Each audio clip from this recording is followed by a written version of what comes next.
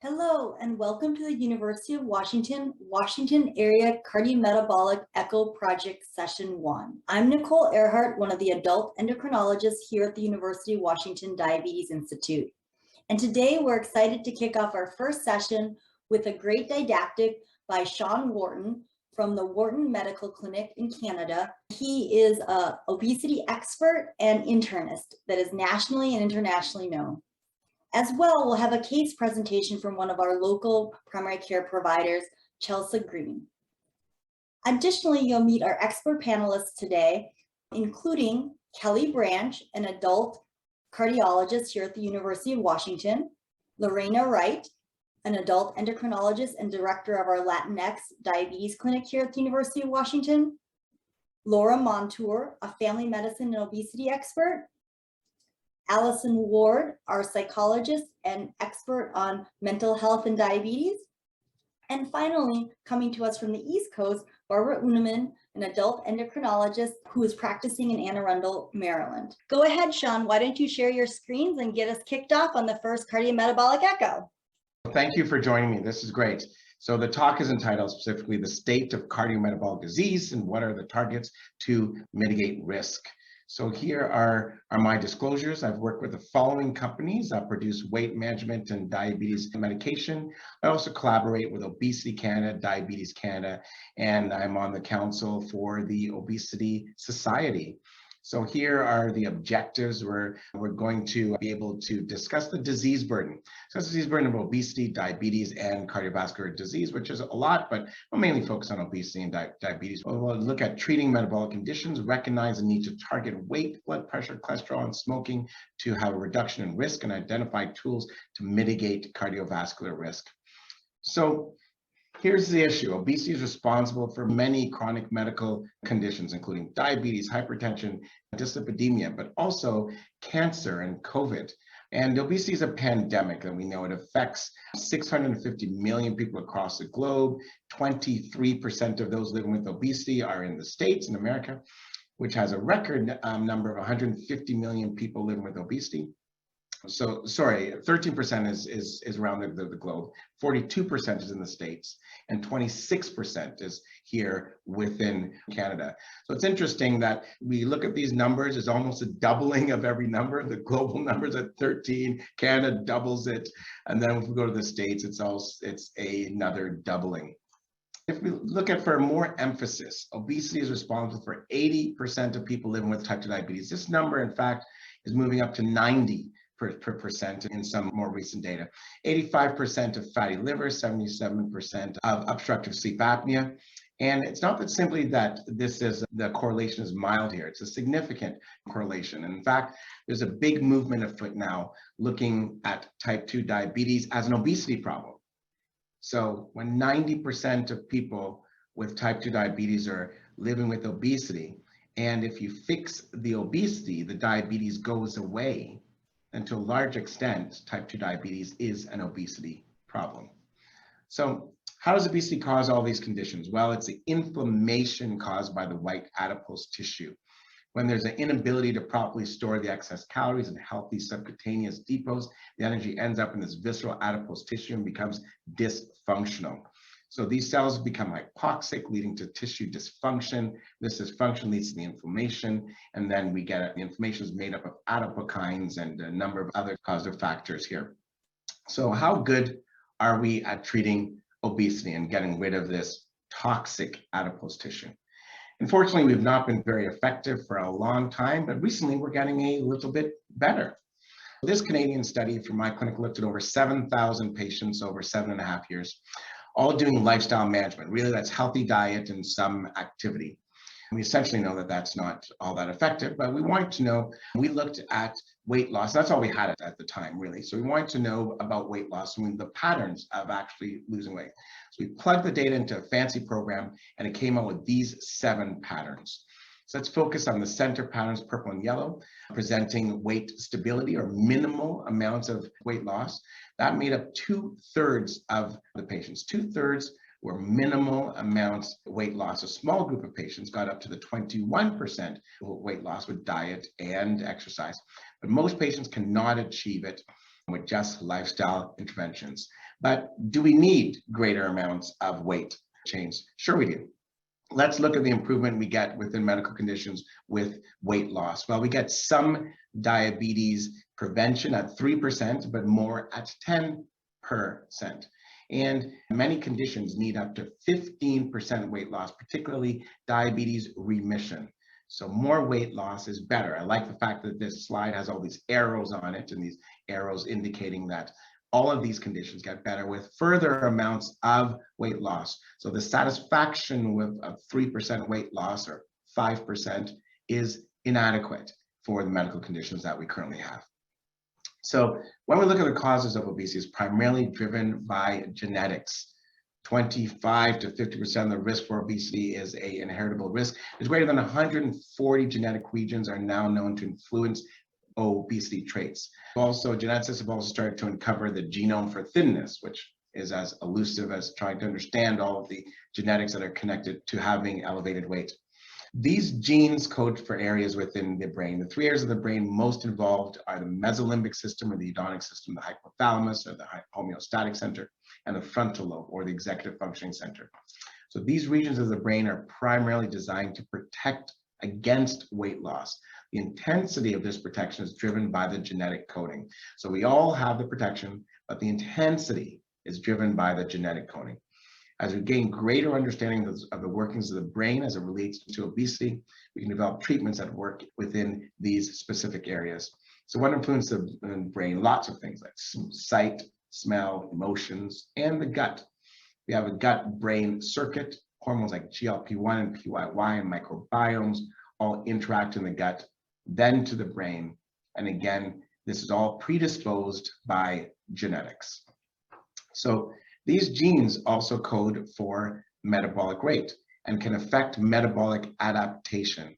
So pathologically, metabolic adaptation can be defined as a lower than expected metabolic rate for a patient's weight, height, age, and gender. This primarily occurs after weight loss, but can also occur with certain medical conditions such as diabetes, and we don't exactly know why. But the mitochondria is the primary mediator of the metabolic rate, and this is genetically controlled. This study done by one of my colleagues, Pietiläinen in Helsinki, published in March 2020, demonstrated that dieting depresses mitochondrial function and gene expression, whereas bariatric surgery does the opposite. It improves both the function and the gene expression. So we're gaining more clarity about the perils of dieting and the reasons for weight regain and the benefits of treatments outside of dieting, such as medication and bariatric surgery, and why it makes the mitochondria work better. The science of metabolism is new and it's evolving. So we may see interventions in the area of uncoupling proteins to try to prevent the metabolic adaptation. So we're no longer looking to increase the metabolism.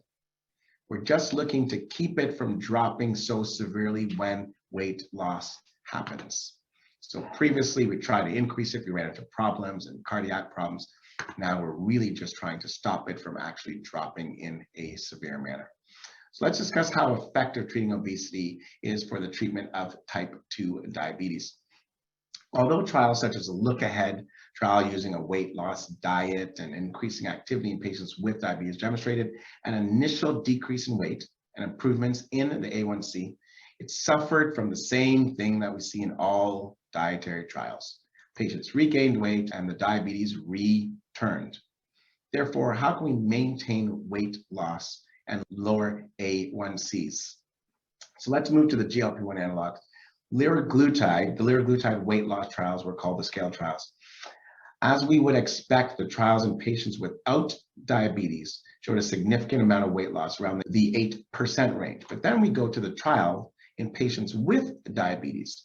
Here we see a great example of the metabolic adaptation. So we see less weight loss than we did with people without diabetes. Here we're seeing around a 6% weight loss. This diabetes trial here was to compare the diabetes dose of liraglutide, 1.8 milligram, compared to the higher dose, 3.0 milligrams. The weight loss was 4.7% with the 1.8 milligram dose and 6% with the 3 milligram dose. So there's a significant difference here, but the majority of the weight loss we can see was derived from the diabetes dosing of this medication. Just what we're tending to see is that a lot of the weight loss comes from the diabetes dose, but when we push up a little higher, we get extra weight loss. And here we see the expected GLP-1 change within the A1C. So of course, liraglutide is a diabetes drug, so it decreases A1C over 1%. What we were really interested in here is a comparison between 1.8 to 3.0. Here we don't see a big difference. It's only a 0.2% improvement from 1.8 to 3. So this is what we're seeing in most of the trials, that the actual diabetes dose itself gets most of the A1C lowering. We don't get a lot more when we get up to the weight management doses in terms of A1C lowering, but we did get more in terms of the weight change. Bupropion is also here as a weight management drug, and it can also impact diabetes, but it's not a diabetes drug. Therefore, changes will only come from the weight loss part. So the phase 3 program for the naltrexone bupropion, the 4 main trials are here. The biggest trial was in patients without diabetes with a weight loss of around 8%. And here again, we see metabolic adaptation in the diabetes trial. We get less weight loss, down to 5.9%. So here we did see a small improvement within the A1C with a decrease of 0.6% with the naltrexone bupropion. But again, this A1C change is primarily due to weight loss. It was not due to the mechanisms of the actual medication working with the pancreas or liver or other organs. So far, the weight loss is not that impressive, and I stated we needed more weight loss to see big changes in disease profiles. So let's discuss the newest medication for weight management. That's semaglutide, which has received FDA approval and Health Canada approval. It's also approved in the UK. So 3 areas now have approval for semaglutide for weight management. And I was fortunate enough to be on this trial. It was my first NEJM trial, so it was exciting. It was a big deal for us. Again, here there were 4 phase 3 trials called the STEP trials. As expected, we'll see more weight loss in patients without diabetes, an impressive 14.9%. So we cracked that 10% range, we're getting to 15%. And then in patients with diabetes, here again, we see the metabolic adaptation. There was much less weight loss, but still almost getting up to that 10% range, which is really nice. We're previously seeing 6%. So patients with diabetes now getting 10% when we go up to that higher dose of semaglutide. And the impressive thing about this was, of course, that 1/3 of patients without diabetes were able to get to 20% weight loss, greater than 20%. So 21, 25% weight loss. That's surgical weight loss range. Obviously, we've never seen that. You've never seen surgical weight loss in a non-surgical trial. So this trial compared the current diabetes dose of 1.0 milligrams to the higher dose of 2.4. We get 8% weight loss at 1.0 and 10% at the 2.4. So most of the weight loss that we saw was at the usual dose that we are using now, but you do get more there. That's a significant difference between the two when you move up to the 2.4 range. And here, interestingly enough, again, we see that in terms of the A1C changes, you can see that the majority of the improvement is achieved by the diabetes dose of the 1.0 milligrams. We get a small improvement of 0.1% A1C lowering when we move up to the 2.4. So this is very similar to what we saw with the liraglutide trials. And I'm not sure if in the newer medications that we're going to see, whether we're going to see the same type of thing.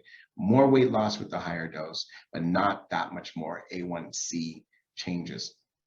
So our current understanding of the brain-gut hormone has helped us to design treatments that actually work. So psychological intervention, pharmacotherapy, and also bariatric surgery. This was what we published in the Canadian guidelines, looking at the pillars of decreasing weight. You can see here the pillars are primarily in that center, and that they support the medical nutrition therapy, the dietary intervention, and the physical activity. But make no mistake, without the center pillars, those two interventions are not effective in terms of long-term decrease in weight. So based on the science, there are now options for pharmacotherapy. And of course, we've just gone over a number of those. And I wanted to show you some other data that we have. So we did a real world study with liraglutide, and we found that we got very good results of an 8-kilo decrease in weight, a 7% decrease in weight, because the previous trials I show you were all the clinical trials. But here we have real world data showing that we can get almost to that clinical trial result of about the 8% decrease in weight. We got to 7%, so pretty good. We saw nausea as a major side effect, as everyone else says, but we also noted that constipation was actually one of the bigger challenges for many of our patients. But it was primarily for patients who had constipation before starting on the medication. The second biggest drug to hit Canada here was the naltrexone bupropion combination. And as you can see here, this trial showed that it was an 8% decrease in weight. And we've already talked about that. And the interesting thing here is that this medication cannot be used in patients with seizures or those on opioids. But the interesting thing is that it helps with cravings. It works in the mesolimbic part of the brain. But the new information that we're getting is that any weight management medication that works has to work in the mesolimbic part of the brain.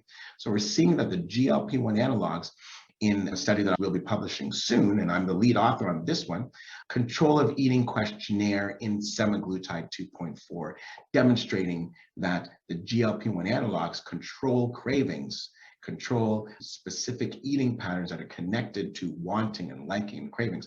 And we know that bariatric surgery does that also. And so there has to be interaction in the mesolimbic lobe of the brain for any long-term medication to actually work. So this was not the first one to actually show it. I wanted to show this slide where we talked about the fact that 1/3 of patients got to that surgical weight loss range, which these are in the patients that do not have diabetes. So here we can see that the step 2 trial in semaglutide, here published within the Lancet, showed very nice control with cardiovascular risk factors. As we're decreasing weight, are we getting the improvements in the cardiovascular risk factors also, which is one of the criterias at the FDA and Health Canada level. To get approval for a weight management medication needed to cross 3 major lines, and there's an and or here, but certainly what it needed to do was to demonstrate that they got to at least a 5% decrease in weight, placebo subtracted. That was number 1. Number 2 was that greater than 35% of patients had to reach 5% weight loss, and that had to be more than double the placebo arm. Of course, these two things are easy peasy, and now that the new medications get way more than 5% weight loss and way more than 35% of people reaching a categorical weight loss of 5%. We're getting 80% of people reaching that 5%. So these are easy. The third criteria was that there is metabolic improvement due to the weight changes. So we spent a lot of time in these trials ensuring that the secondary endpoints were cardiometabolic risk factors. Here we see cardiovascular risk factor improvements with semaglutide at the 2.4 range. This is not the 1.0, which we have the sustained trials showing cardiovascular risk reduction. So we're all the way up to 2.4. Decreasing weight, are we seeing the improvements? We got glycemic control, which we'd expect, cardiovascular risk factors, and patient-related outcomes, particularly quality of life measurements here. So what I want to show here is this graph here, which nicely depicts the transition of the pyramids to the pillars. So the pyramids are the typical way that many of the diagrams that many of you work with and are still working with, because this is what we worked with and many other people around the world, was this pyramid approach. This is outdated, it's antiquated. It's like having a BlackBerry instead of a cell phone. It's old. We need to move away from this idea that we're stepping up. We're not stepping up. We have to move to the pillars. So here we've introduced psychological intervention as the pillars, and as this should be recognized on its own. We moved lifestyle intervention to represent the roof of the actual structure. So all of the pillars here, these 3 pillars, support the medical nutrition therapy and the physical activity. It's not failure and then move to the next one and then move to the next one. It's all of them at the same time, switch from one to another, but they all support the actual idea. So this is the major diagram in the Canadian obesity guidelines. So here's a more detailed framework and can be found within the guidelines. And so we'll discuss this very briefly, some of the major components here. This first pillar, so one of my favorite pillars is psychological intervention that strengthens the frontal lobe and builds up the defensive against hunger and cravings. And last year I talked to you guys about the fact that CBT and psychological intervention should likely be used pre-surgery, right after surgery, and as patients continue on, so we can see less failures, particularly for those that have mental health issues. So here, understanding emotional eating versus physiological hunger, resilience patterns, and self-love are all methods of maintaining weight loss, and we're getting better at these treatment options. So research demonstrates that psychological intervention allows for sustainability of healthy weight and healthy weight management interventions. So another pillar, of course, is the pharmacotherapy pillar. And the current and emerging therapies are here, the combination therapies, and also the emerging amylin therapies in combination with amylin, and the GIP, GLP-1 therapies. So the thing here is that pharmacotherapy should not be reserved for those who fail diet and exercise. If you're an individual living with obesity, the evidence is clear. Diet and exercise will result in failure 99% of the time. It's time we abandon this method as our first go-to method. Every patient that walks into my clinic is offered medication and informed that this is our medical recommendation.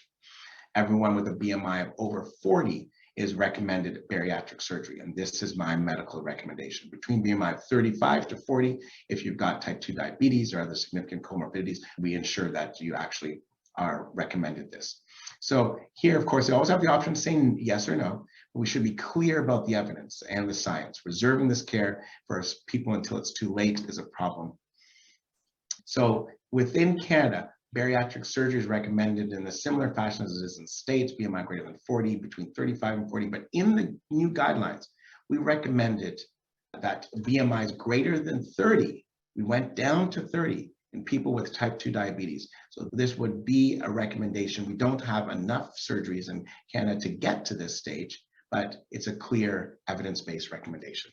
So then in conclusion here, chronic disease such as diabetes, hypertension, dyslipidemia are prevented, controlled, and treated when you treat obesity. We're in a new paradigm shift where our focus for those living with obesity should be clear. We should implement effective treatments with some degree of urgency. In conclusion, obesity is prevalent. It's inflammation that causes multiple medical conditions. It is understudied, likely due to bias.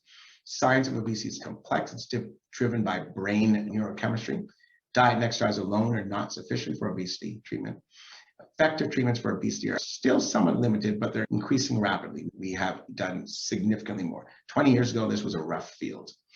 So the gut hormones and peptides are primary targets in terms of pharmacotherapy options.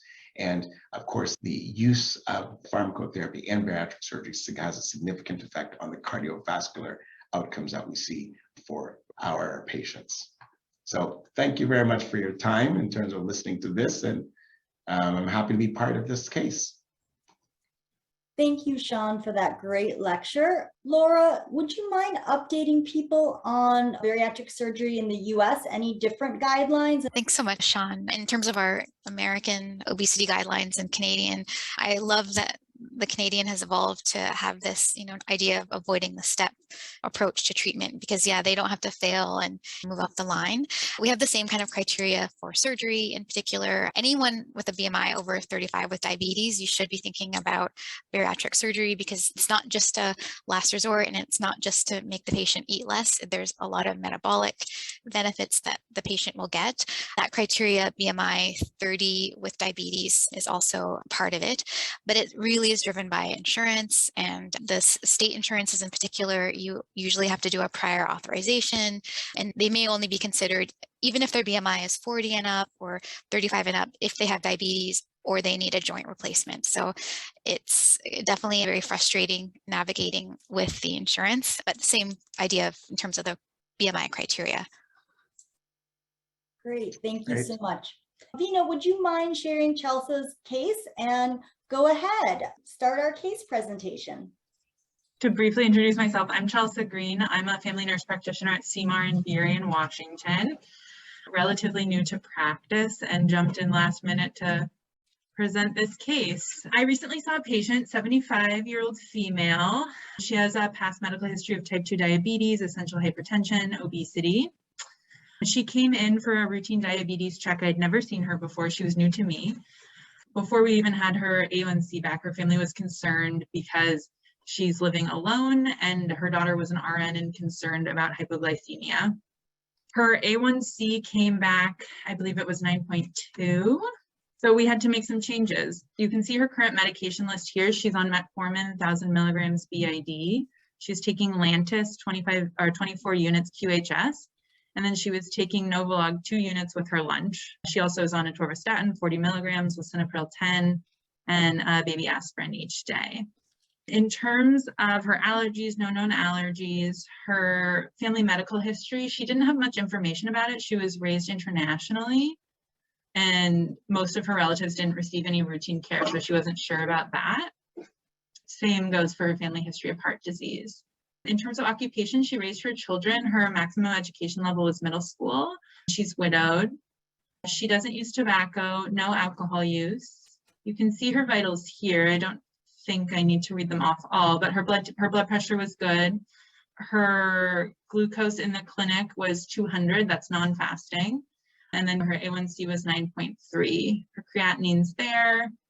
Her LDL was 63, HDL 39. Again, that's with adherence to atorvastatin 40 milligrams once daily. Her microalbumin creatinine ratio, the random, was 32, so just slightly elevated. Here are her standards of care. Her foot exam was up to date. Her retinal was not, unfortunately. She'd never been screened for depression, and her last dental visit was unknown, and I failed to ask her about it. She had worked with our health educators and nutritionists in the past and talked about lifestyle modifications and things like that. None of these social services pathways applied to her that are listed below. In terms of barriers, I actually thought she was in a pretty good position. She was insured. She actually had 2 daughters who were RNs who were really involved in her care. She had access to the clinic. Here, just a general idea of what her meals look like, her snacks look like, things like that. I believe that's the end. Thank you so much. Lorena, do you have any clarifying questions for our case presenter today? Yes, when she checks her blood sugars, what kind of numbers does she see? Thank you. That's a good question. So her fasting levels were around 140, she said. She did not have a glucose log for me at the time of the visit, but she said her fasting levels were around 140. No postprandials were available. Okay. And is there any particular reason why the family is concerned about hypoglycemia? Has she had like an episode of severe hypoglycemia? No, she had not had an episode of severe hypoglycemia. My understanding was they were mostly concerned just because of their professions, and they had experienced hypoglycemic episodes with some of their patients, and that made them concerned. Their mom's 75 and she lived alone, so they were worried that she just wouldn't know how to manage it if she were to experience. It was a very hypothetical concern. And Kelly, our cardiologist, do you have any clarifying questions for our case presenter today? Yeah, thanks for including me on this. I can see why, from a cardiologist standpoint, I guess we're always concerned about the adverse events. And so we're always concerned about hypoglycemia because we're just poor, silly cardiologists. And we're always thinking about coronary arteries. And once we, get below the diaphragm, we get a little bit confused about things. But her other medical therapy, though, and just thinking about this patient kind of conceptually, she's 75 now. She's got some cardiovascular risk as far as the risk factors and things like that. What was the discussion around additional medical therapy for her and cardiovascular prevention and duration of diabetes as far as how that relates to cardiovascular risk, and whether or not she's really kind of that primary plus secondary prevention patient, or is she really just primary prevention? She's made it to 75 and good on her. So what was the discussion around that? Yeah. And that's a great point, Kelly, and we're going to go over that now as we go through the case discussion and notes. My last clarifying question for her would be, what about her activity exercise? How mobile is she before we start our case notes?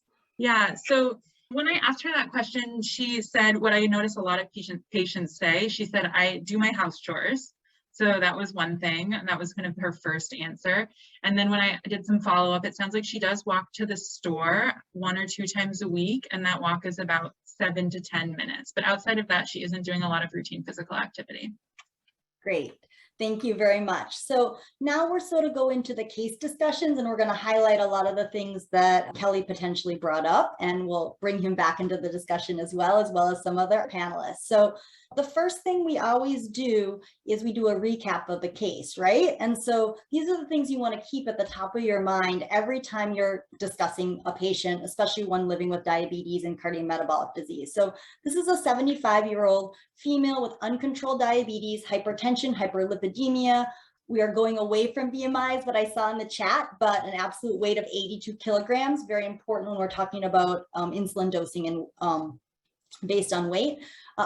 Her uncontrolled diabetes with an A1C of 9.3. She is currently on basal insulin with prandial insulin at the largest meal. She may have a lower health literacy just based on her education, but she does have a very involved family, and they have some concerns about hypoglycemia.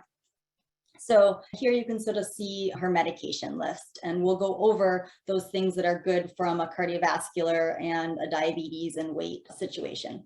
Because this is the first case, again, we're going to highlight, this is the things that you want to keep in the top of your head. What information for every patient with diabetes do you need? You need to know several things. You need to know their weight, because again, a lot of these medications will be based on weight-based dosing. Kidney function, insulin, again, very much a part of kidney function.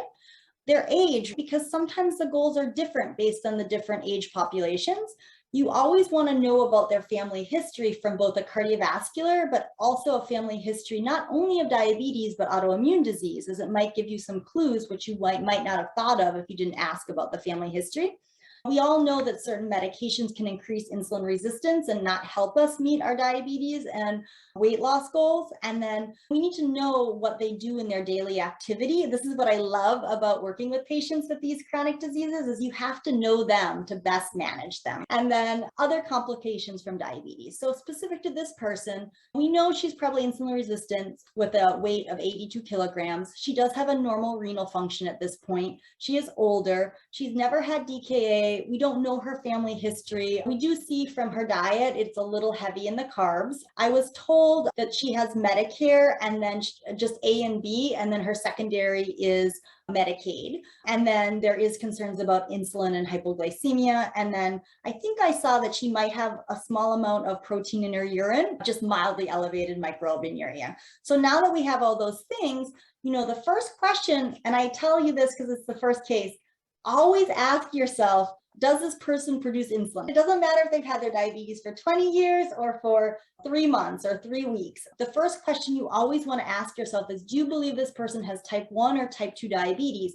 Do they produce insulin, or are they insulin resistant? In this person's case, more than likely she has type 2 diabetes, but as we'll probably highlight in the later sessions, as people get older, it is positive that we lose some of our beta cell function. And so she could have some mild relative insulinopenia as well. So we always want to keep that in mind, especially in our older population. So then the next question that always will come up is individualizing things for the patient. And so one of those things we individualize is her A1C goal. And so I'm going to stop and ask Barbara, because you're on the screen, what A1C goal would you have for this woman? Well, I think this woman can have an A1C goal of less than 7.5. Great. And so you feel like we could get her to less than 7.5. I actually said less than 8 because of her age would be okay, but to 7 if we are able to without hypoglycemia. So I think we're sort of saying the same thing.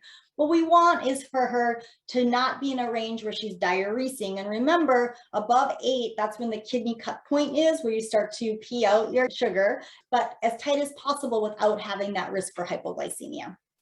And so again, this will come up in our next session, so I'm not going to belabor it, but we really want to individualize the goals based on many different features that our patients have. I'm now going to turn this over to Laura, who's going to talk a little bit about potential non-pharmacological intervention associated potentially with this case. As Sean was mentioning in the talk with obesity management, we always want to be concerned about the psychological impacts. So in my practice, certainly in obesity medicine, that's an important part for sure. And we're going to have Dr. Ward talk about that in a bit, but also we're going to be probably talking about weight loss is not just eat less, exercise more, but overall reducing portion sizes and certainly activity. But again, this is not the entire way we're going to get her weight loss, but it's just some ideas, and certainly reducing carbohydrates as well. Go ahead, Dr. Ward. Tell us a little bit about what you feel is we should be doing for our older population and screening for depression. More than 25% of the US population age 65 and older have diabetes. In fact, it's the group that has the highest prevalence rate of diabetes. In regard to depression, 1 in 4 individuals with diabetes has elevated symptoms of depression or depressive disorder. And what's particularly concerning about people with depression is that how motivated is that person going to be in terms of taking care of themselves, in terms of overall health and diabetes in particular. Research indicates that people with diabetes who have depression are more likely to have suboptimal diabetes management in terms of the engagement in self-care behaviors, as well as glycemic levels or their glycemic control. It's also related to higher complication rates, diminished quality of life, increased disability, and increased risk of dementia and mortality. So 2 widely used screening measures in older adults are the PHQ-9 and also the geriatric depression scale. The PHQ-9 is a 9-item multiple choice self-administered inventory, and it's designed to identify the presence and severity of these symptoms over the past 2 weeks. The items are based directly on the 9 diagnostic criteria for depressive disorders, and responses range for each item from 0 to 3, not at all, to nearly every day. The geriatric depression scale, this one's 15-item. It's a self-report screening tool that uses actually a yes or no response format, and it consists of questions that assess a person's level of enjoyment, interest, and social interactions within the past week. It's used with adults with or without health problems, and it can be used with patients who have mild to moderate cognitive impairments. The sample items from the GDS, in case those of you out there aren't familiar with it, it would be something like, are you basically satisfied with your life? Do you prefer to stay at home rather than going out and doing new things? Are you in good spirits most of the time? So both screening measures, as I said, are widely used. They're both good, and they're both available in multiple different languages. In comparison, though, of the two, the PHQ-9 is more widely used in primary care or healthcare systems than the GDS. So for healthcare providers across disciplines, it's straightforward in terms of identifying and discussing patient-specific symptoms. So there's more of a common language in that way across disciplines. The PHQ-9 items include somatic symptoms such as weight loss, low energy, and sleep disturbance. And these symptoms are often related to the aging process itself in older adults. And additionally, the symptoms can be exacerbated by aspects of one's health problems or even by the recommended medical treatment. Therefore, it can result in an inflated score, so to speak. And on the other hand, the format of the GDS is less complicated than the PHQ-9. As a result, it's a good tool to use with patients who at least have attention concentration problems, working memory problems, or mental flexibility problems.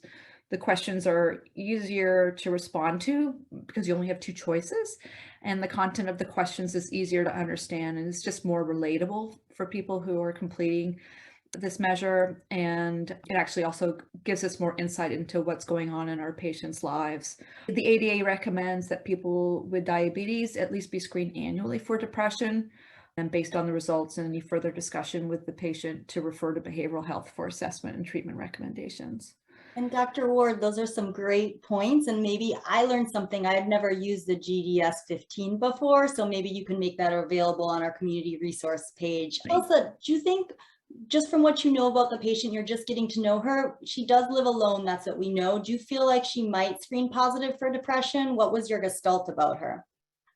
You know, she was not someone who seemed like she would screen positive. She had 2 adult daughters who were very involved in her life. She has grandkids who are around often. She's definitely not in an isolated environment. I'm hesitant to say definitively no, she would not screen positive, because I met her in a 15-minute primary care encounter, and yeah, I don't know her that well. So I do think it would be worth screening. But in that initial encounter, she was there, her daughter was there with her, who was very supportive, and they seemed to have good rapport and relationship.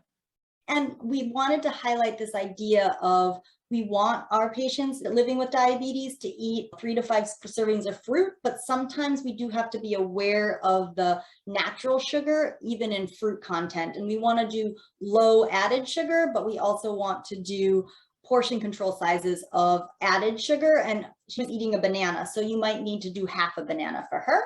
I really wanted Laura to get to a little bit about working with lifestyle in our older population. Go ahead, Laura.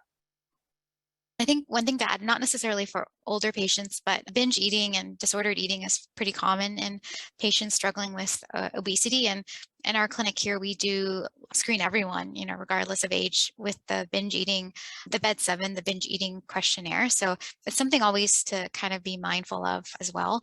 But in general, sleep is so critical in weight management. It definitely affects specifically leptin, which is secreted on a circadian rhythm. And we know leptin does have downstream impacts, GLP. And so when I'm coaching patients, when they're trying to lose weight, I, avoid staying up too late, definitely try to get at least 7-8 hours of sleep. If they've got sleep apnea, that's a huge thing that we definitely want to screen for and treat. As they lose weight, it will improve, but it definitely has to be kind of like a means to an end. So I would definitely just say general, be mindful for all patients with obesity. Also with older patients or patients on varying levels of obesity, we do see a lot of patients with mobility issues and degenerative arthritis.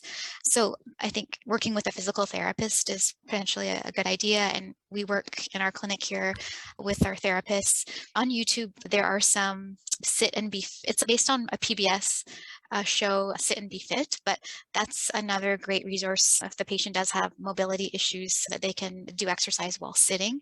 And our physical therapists usually recommend that. Just in general, using smaller plates tricks our mind. It helps us reduce portions, but it also helps with fullness. I didn't add anything about mindfulness on this slide, but also just avoid eating in front of the TV or screen. When we're focused on what we're eating, it's going to slow down the pace of eating, and it'll help us recognize some of those fullness signals. In an older patient and all patients with obesity, especially when we start using treatments that make them feel full, it can be very easy to get into a situation where you're just not eating. And when we lose weight, we don't want to lose our muscle mass. So protein is still pretty important. As we lose weight, also, we know ghrelin will start going up higher and higher to make us hungrier, and protein is filling. So I think just making sure that she is getting protein through the day and working with the dietitian, it would be great if we could give her what her daily needs are and try to work towards increasing that. And also, just one other kind of comment is the quality of foods. So if this person is not able to prepare meals, because if they're eating a lot of processed and frozen things, that's also going to impact gut flora and make it maybe harder for her to lose weight as well. Great points. And I was going to have Sean chime in with some pearls about working with lifestyle in older populations, but we are over time at this point. I will just say this is one of my favorite studies where they actually showed in patients living with diabetes, walking for 10 to 15 minutes after meals actually improved glycemic control more than that traditional 30 minutes a day of walking. And so, especially in our older population, I do like to target that. So we really do want to get to the case question though. Can this patient be managed with insulin sparing agents given the risk for hypoglycemia? And what I'm looking at when I'm thinking about the insulin sparing agents are, she does have microalbuminuria, but she also has fairly uncontrolled diabetes. So I'm going to ask Barbara again, what would you start on this person as her first line insulin sparing agent if you had a choice? I think this patient would actually benefit from a GLP receptor analog because of 3 things. 1, her weight would benefit. 2, it has very low hypoglycemic risk, which is one of the concerns for her family. And 3, it would most likely reduce the amount of insulin she needs, which will also decrease the hypoglycemic risk. You're taking 2 units of insulin, which is a relatively small amount of insulin with her biggest meal. And I'm almost certain that if she started a once weekly injection of one of the tide medications, she will probably not have the need for that 2 units of insulin that she is using, which will lower the hypoglycemic risk because it's not insulin, and she would have all those benefits plus the cardiovascular benefits that is associated with these medications. So that would be my first choice. Certainly she could benefit from an SGLT2 inhibitor, but I think a little bit more caution has to be used with SGLT2s and older persons, with making sure that if for any reason they weren't eating, they didn't get dehydrated, with hypoglycemia, because these patients, if they use that in combination with insulin, have a higher risk of hypoglycemia. And just because it's a daily medication versus a 4 times a week injection. And she's already taken insulin, so I don't think that's going to be a big burden. At this point, I was planning on asking Lorena on how she assesses how much insulin the patient is actually taking. But again, for time's sake, we can talk about this motivational interviewing and barriers to taking insulin in the future sessions. What I did want to get to is that if you do initiate a GLP-1 receptor agonist, either daily or weekly, what do you do with the insulin? And people who know me know that I'm a weight-based insulin manager, so that's how I sort of choose things. I always think, what weight per kilogram would I be comfortable of insulin her being on? And that's based on a lot of factors. So Chelsea, I want to compliment you because she's on about 0.3 units per kilogram. And in an older person, that's a good dose, but I think that's a safe dose for her not having hypoglycemia, especially in the state of her renal function being preserved and her absolute weight. And so we don't want to put them on too much long-acting insulin, which is probably the most common thing that we see every day in our clinical practice. Now, in her case, if we really believe she's taking the insulin dose every day and her A1C is greater than 9, I would probably, because she's on what I consider a safe basal dose, not above 0.5 units per kilogram and already lower at a 0.3 dose, I would probably just continue that dose and initiate the GLP-1 receptor agonist while stopping, as Barbara mentioned, the 2 units with the meal. Another of my favorite things, just for ease of twice a day versus once a day, is to convert the metformin to extended release 750 tablets that are covered by most formularies. So then they can just take 2 of them in the morning and be done and have a 24-hour coverage of 1,500.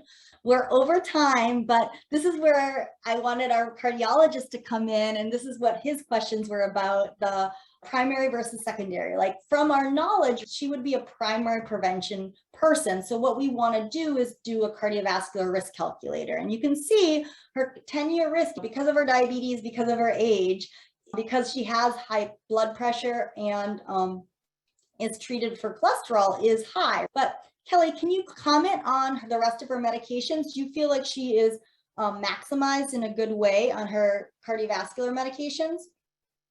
Yeah, thanks for having me. So she's actually on a reasonable regimen at this point. And if you look at the control of her risk factors, she's actually doing quite well. When we think about these patients, especially when we're thinking about cholesterol and LDL and that type of thing, it's kind of a race to become hunter-gatherers again, if you think about it. And that is that the total cholesterol for hunter-gatherers is usually around 120 or so, and we're kind of there. HDL is low for that, but that's not too surprising given her metabolic state. But the blood pressure is very well controlled, even though some of the studies that were done previously didn't really show much of benefit, that once you were below 140 over 90, that's still a debate whether or not you need to go lower, but really well controlled. Not smoker, all of those things. Atorvastatin 40 is fine, although the data on atorvastatin 40 is virtually nil. It's usually mostly between 10 for patients on diabetes. Most of the data were on either 20 or 80, and it just seems like higher doses seem to be better. But for someone who's 75, you're worried about drug interactions, it's fine. Lisinopril is great for cardiovascular benefit in multiple different ways, although ramipril, there's a little bit more data, but that's okay. And then she's on aspirin, and I think given her risk factors, it's fine. So I think she's on a pretty good regimen right now. I don't know that I would augment at this point, other than looking towards the cardiovascular benefit of either a GLP-1 or an SGLT2 at this point, and probably leaning over to a GLP-1RA, just because of the benefit. And of course, a lot of that's going to be stroke, more modest for some of the other. Great points, Kelly. Thank you so much. And the last question I had was, would people do dual therapy with her? My thought process was, if she was really responsive to the GLP-1 with some lifestyle changes, and she was on a minimal insulin dose, I might replace the insulin with the sodium glucose co-transporter inhibitor. But otherwise, I was thinking she's already well risk mitigated. And there is side effect profiles to every medication, especially as we age. And so I was thinking that if she still required some insulin and we didn't think we could replace it, that I would continue the insulin, not necessarily initiate a GLP, sodium glucose co-transporter. Lorena, because I didn't let you answer the insulin question a little more, what is your thought process? Would you start a sodium glucose co-transporter inhibitor? I would start a GLP-1 agonist first, I agree. And the SGLT2 inhibitor is also a very good option because she does have microalbuminuria. So then she would benefit of SGLT2 as well. And that's a great point. We'll talk more about the renal effects that are well established with the sodium glucose co-transporter inhibitors. I think as they age, there's never a right answer. This is the art of medicine, and you are always weighing the side effect profile with the potential benefit for the patient. And I think as a summary, that is a great place to end session 1 of the Cardiometabolic Echo.